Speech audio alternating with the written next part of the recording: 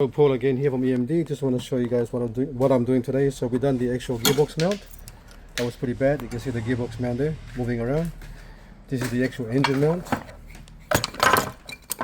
This is the engine mount. If you can see that, I'm moving around like that, flopping around like that. So imagine starting the car up. The whole car will be shaking all the time. So this is the brand new one. Brand new one. I can't even move it. See that? I can't move that. Look at that one.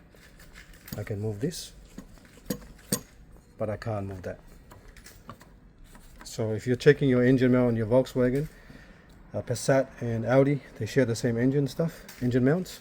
So if you can move them like that, something is wrong with it, get it replaced. It should be very hard to move. You gotta have tension. And if you look at the gap, on top here. Look at that gap there, between there and there. Have a look at this gap. You can see through it. It's a massive hole there.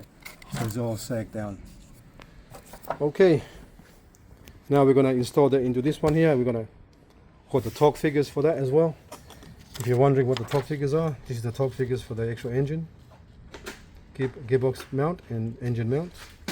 And the engine and the support for the mount for the engine, support for the mount for the gearbox. Okay, thanks for watching and please subscribe.